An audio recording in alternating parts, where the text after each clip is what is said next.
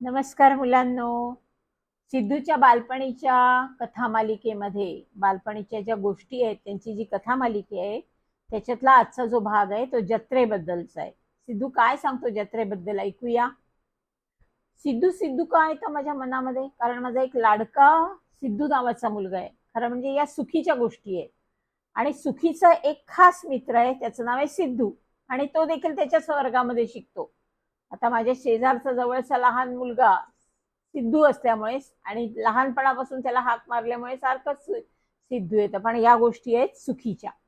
आज काय सांगतो सुखी बघा. सुखी म्हणतो, माझा मित्र सिद्धू डेंटिस्टकडे गेला आणि संध्या माझी मैत्रीण शेजारीण तिच्या आई बरोबर आजीकडे गेली. मी घरी एकटाच होतो.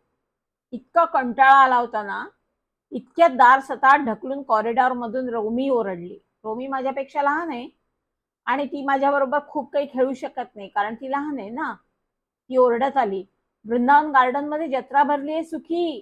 ती इतक्यात मोठ्यांदा ओरडली आणि त्याच वेळी डोळे विस्फारून बघत होती, जणू कोणाचा भोसकून खूनच पडला होता.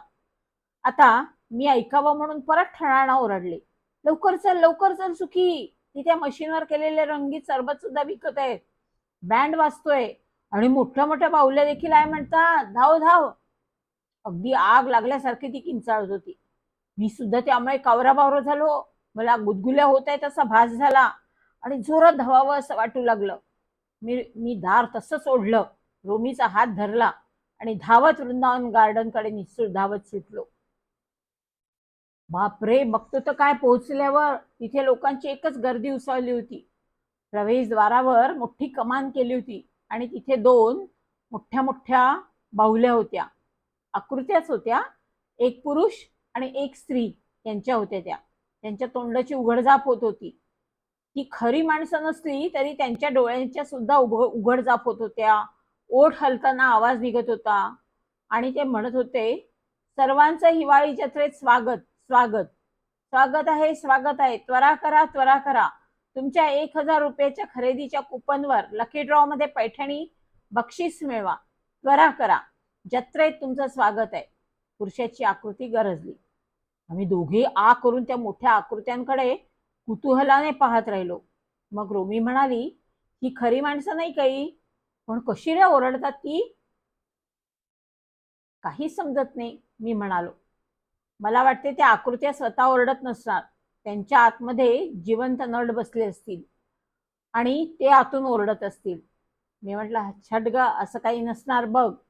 जर का आतमध्ये कोणी बसलं असेल तर ते खातील पितील, भूक नाही का लागणार दिवसभरात त्यांना, आणि बाथरूमला जायचं असेल तर ते कुठून निघतील सारखे सारखे. नाही, शक्य नाही आतमध्ये कोणी. उलट आतमध्ये रेडिओ वगैरे लावला असेल आणि त्याच्यावर हे रेकॉर्ड लावले असतील सतत ओरडणाऱ्या. तर अगदीच अडाणीसारखी बोलतेस तू. रोमी म्हणाले, उगा शहाणपणाचा टेंभा मिरवू नको हा सुखी. आता गर्दीमध्ये आम्ही शिरलो आत, एकमेकांचा हात धरला होता आम्ही.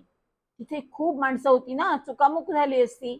पण सगळीकडे रंगीबेरंगी पोशाख घातलेले माणसं, सगळीकडे आनंदी आनंद दिसत होता. स्टेजवर बँड वाजत होता, लोक मजेत डुलत सर्व स्टॉल बघत होते आणि एक माणूस काचेची एक पेटी फिरवत होता, त्यामध्ये चिठ्ठ्या ठेवल्या होत्या.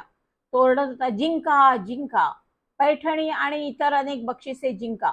फक्त 1000च्या खरेदीच्या कुपनवर आपलं नाव लिहा, फोन नंबर लिहा आणि या पेटीमध्ये टाका. आपलं नशीब आजमावा, पैठणी नक्की तुमची आहे.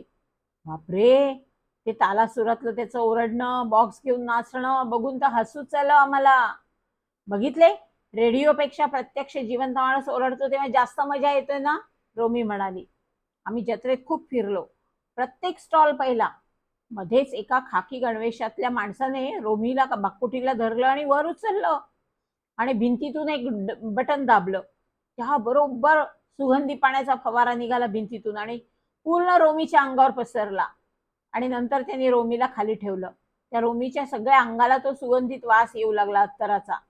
तिथली माणसं हसून बोलू लागली, कसली गोडुली आहे ही छोकरी. पण रोमी भरकन धावत आली, तिने माझा हात धरला आणि मला ओढत लांब पळू लागली. खरेच आम्ही लहान असलो म्हणून काय झालं, परक्या माणसांच्या पासून सावध राहायचं असतं हे आम्हाला माहिती होतं. आईबाबांनी शिकवलं होतं आम्हाला. माझ्या खिशात 20 रुपयाचं एक नाणं होतं आणि मशीनवर पाइनॅपलचं सरबत 10 रुपयाला होतं एक ग्लास. मी रोमीला म्हटलं चल आपण दोघंजण सरबत पिऊ, आणि आम्ही 2 ग्लास सरबत घेतलं. रोमीने आणि मी एक एक ग्लास प्यालो. माझ्या नाकाला झिणझिण्या आल्या. रोमीचं तर पोट फुटबॉल सारखं टम्म दिसू लागलं. नंतर परत आम्ही पळू लागलो. आम्ही घरी जाण्याच्या हेतूने बाहेर पडलो मग, आणि रस्त्यावर आलो. तो काय, बाहेर दारापाशी एक बाई फुगे विकत होती. त्या बाईला पाहताच रोमी थबकली. मला म्हणाली, सुखी, मला तो लाल फुगा हवाय, किती छान डोलतोय आणि तरंगतोय ना. मी म्हटलं, अगं माझ्याकडे फक्त 20 रुपयाचं एक कॉइन होतं, ते आता संपलं, कसं घेणार आपण फुगा. रोमी म्हणाली, माझ्याकडे एक नाणं आहे. आता रोमीला पैसे कुठे कळायचे, पण तिचे जो पैसे होते, नाणं होतं, ते तिने दाखवलं मला. बघू कितीचं नाणं आहे. मी बारकाईने पाहिलं. बघतो तर काय त्याच्यावर 10चा आकडा होता. मी म्हटलं, अगं 10 रुपयाचं आहे ते, आणि अरे च्छा, फुग्याची किंमत पण 10च आहे. चल चल आपण घेऊया. मी लगेच त्या बाईकडे गेलो, तिला पैसे दिले आणि एक फुगा मागितला. तो फुगा तरंगत होता हवेमध्ये. ती म्हणाली, कुठला हवाय? लाल, पिवळा, हिरवा, निळा? आम्ही लाल फुगा घेतला. मी काळजीपूर्वक फुग्याचा दोरा पकडून रोमीच्या हातात दिला.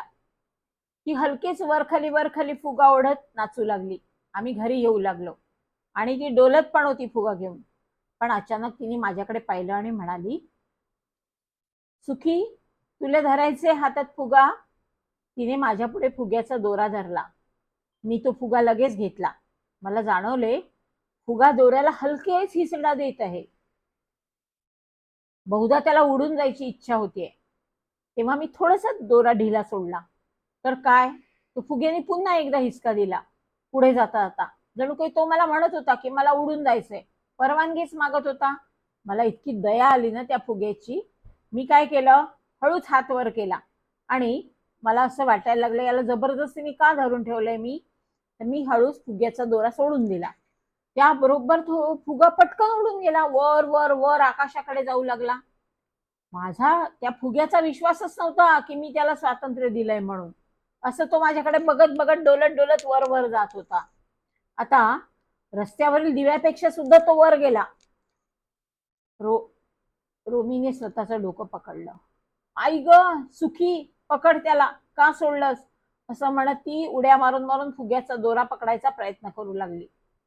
फुगा धरणं जमत नाही हे लक्षात आल्यावर ती रडायला लागली. मला म्हणाली, काय रे, काय रे सुखी, तुला मी फुगा धरायला दिला होता, तू का सोडून दिलं त्याला?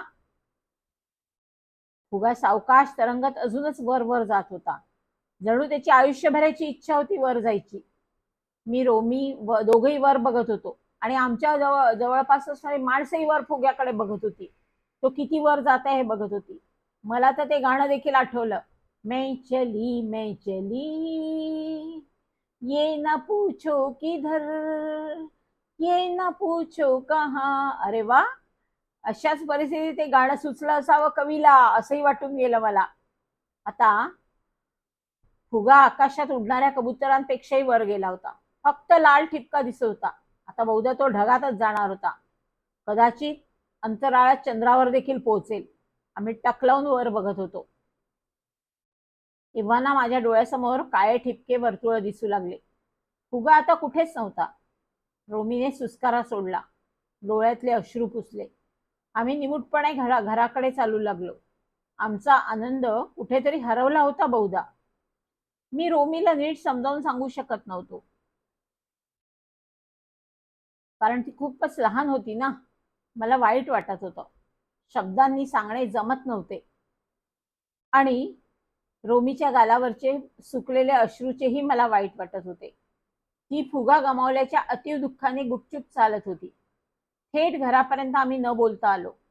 दारापाशी माझा निरोप घेताना ती मला म्हणाली, सुखी, जर माझ्याकडे पैसे असते ना अजून, तर मी अजून एक फुगा विकत घेतला असता तुला उडवायला देण्यासाठी. म्हणजे माझा फुगा माझ्याजवळ राहिला असता ना. मी काहीच बोललो नाही. काय बोलणार ना.